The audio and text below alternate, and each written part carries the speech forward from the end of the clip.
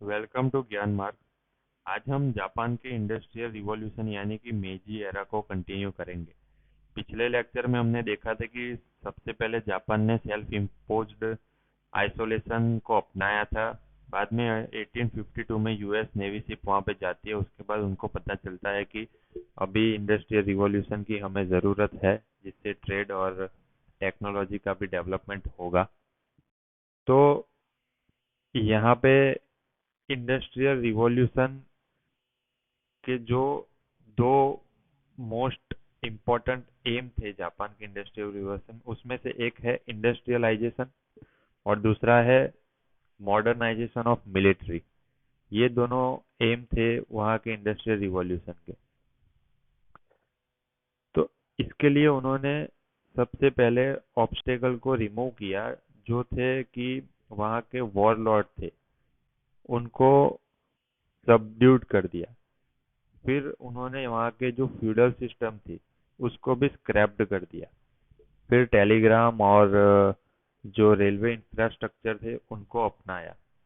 फिर उन्होंने एडप्ट किया प्रशियन इंपेरियलिज्म, यानी कि imperial control on the industrial revolution के जो वहाँ पे जो प्राइवेट एंटरप्रेन्योर थे उनको सपोर्ट कर रहे थे एम्परर। जबकि कैपिटलिस्ट में क्या था कि वहाँ पे फ्री ट्रेड और कैपिटल, जो कि प्राइवेट लोग थे, वो एक दूसरे को सपोर्ट करते थे। यहाँ पे एम्परर है वो सपोर्ट करता है, तो वो प्रशियन इंपेरियलिज्म जो का मॉडल था उन्होंने अडॉप्ट किया था। और जापान के जो इंडस्ट्रियल रिवॉल्यूशन के स्पेसिफिक कैरेक्टरिस्टिक ये है कि उन्होंने इवाकुरा मिशन को अपनाया था। इवाकुरा मिशन में क्या था कि वो वहाँ के स्टूडेंट, स्कॉलर और साइंटिस्ट जो है उनको यूरोप और यूएसए जाके वहाँ की टेक्नोलॉजी और जो क्रिएटिव मेथड है उनको सीखने के लिए भेजते थे। वहाँ पे सीख के आके उनको जापान में अप्लाइड करते थे। और ये था कि उन्होंने प्राइवेट प्लेयर को पेट्रोनेज करते थे एम्परर वहाँ के, जैसे कि मित्सुबिशी को उन्होंने इनकरेज किया था। एक ये था कि वो लाइट और हेवी इंडस्ट्री दोनों को सपोर्ट करते थे। फिर उन्होंने वेस्टर्न यानी कि मॉडर्न टेक्नोलॉजी, उसके साथ साथ ट्रेडिशनल टेक्नोलॉजी दोनों को साथ में अमालगेशन के में अपनाया था। जैसे कि हमने पिछले लेक्चर में भी देखा था, ट्विन ऑब्जेक्टिव थे। पहला था कि इंडस्ट्रियलाइजेशन और दूसरा था कि मिलिट्री मॉडर्नाइजेशन, स्ट्रॉन्ग मिलिट्री। इसके साथ साथ जापानीज इंडस्ट्रियल रिवॉल्यूशन में कन्फ्यूशस की फिलोसॉफी का काफी गहन प्रभाव रहा है। और इसको रिवर्स इंजीनियरिंग भी बोलते हैं। इवाकुरा मेथड में देखा था कि वो यहाँ पे जापान में वो इनोवेशन और डिस्कवरी नहीं करते।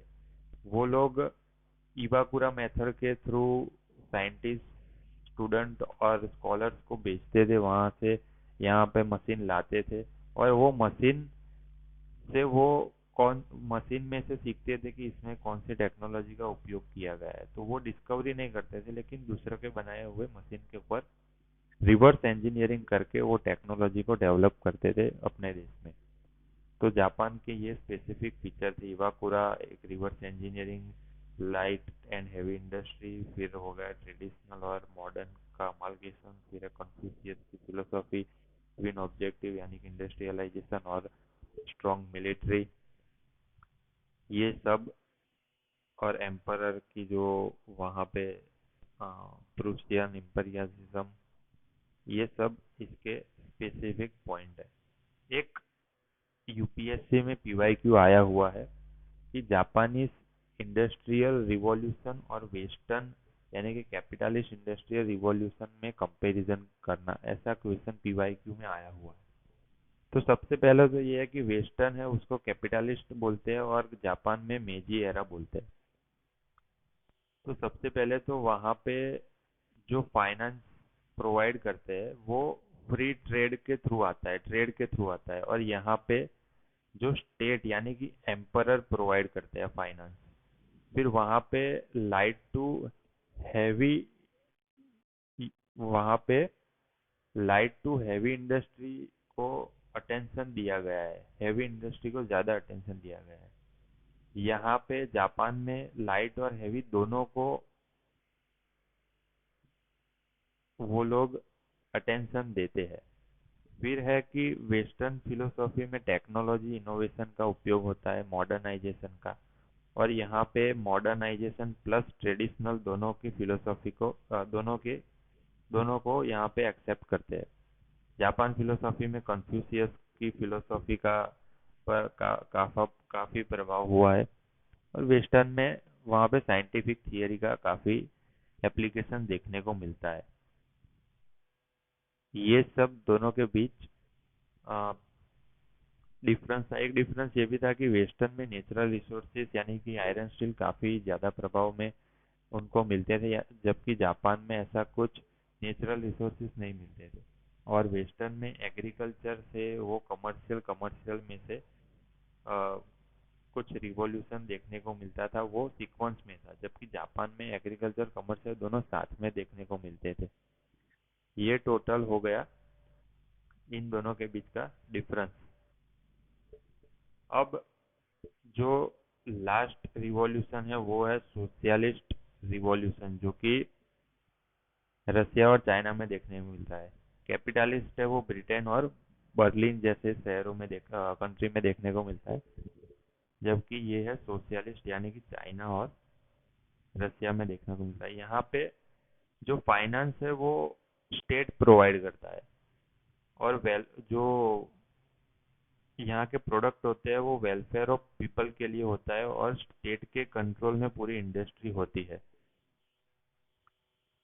फिर इसमें नेशनलाइजेशन भी होता है, सोशलाइज्ड ओनरशिप भी यहाँ में इसमें देखने को मिलती है।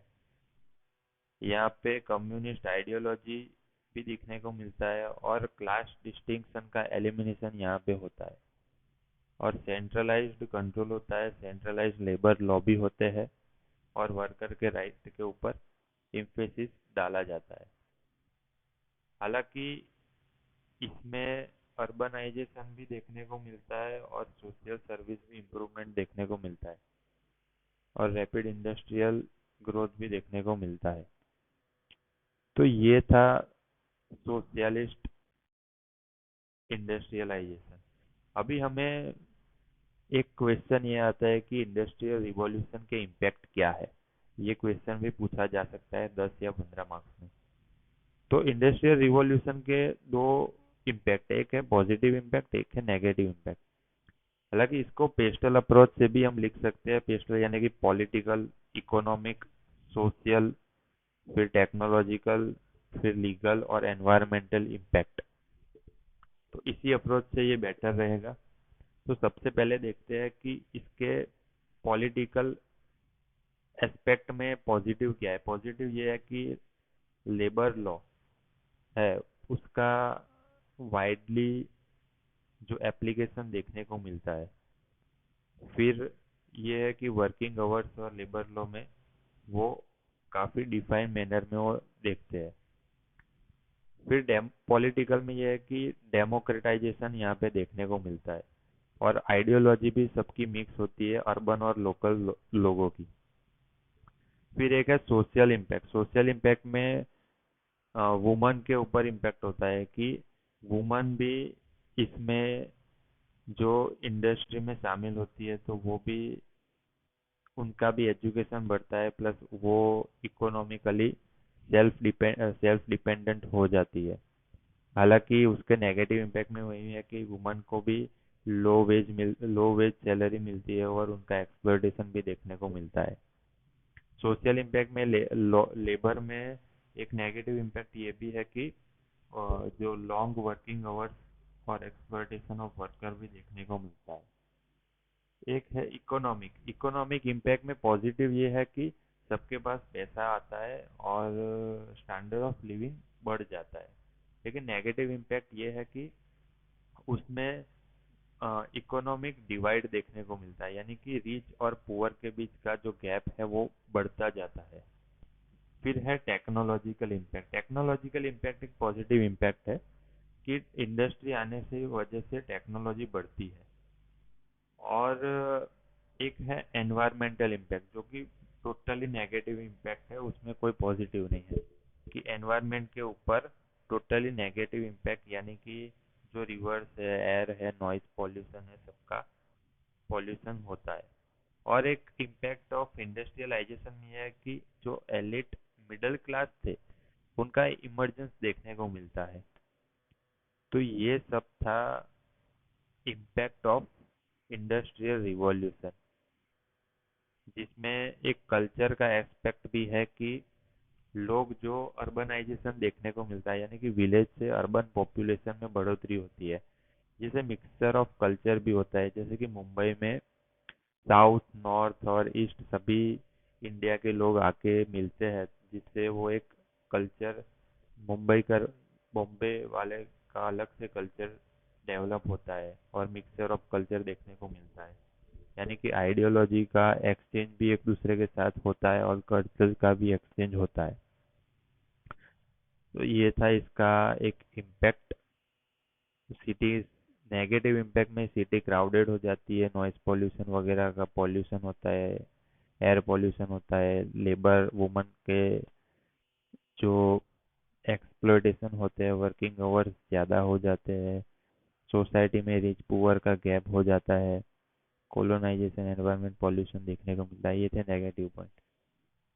एडवांटेज में ये है कि कंट्री और पीपल लोग एक दूसरे के साथ आके जुड़ जाते, आके एक दूसरे के साथ रहते हैं, आइडियाज का एक्सचेंज होता है। फिर इकोनॉमिकली पैसा ज़्यादा मिलता है, लेबर लॉस बनते हैं, फिर वुमन को अपॉर्चुनिटी ज़्यादा मिलती है। ये सब थे इसके इम्पैक्ट इन समराइज मैनर। तो ऑल अराउंड जो इम्पैक्ट है उसमें सोशियो इकोनॉमिक पॉलिटिकल डायमेंशन में चेंजेस देखने को मिलते हैं। ये था पूरा इंडस्ट्रियल रिवॉल्यूशन और GS1, जिसमें से 3 क्वेश्चन आए हुए हैं जो कि अब हम कॉन्फिडेंटली लिख सकते हैं। Thank you.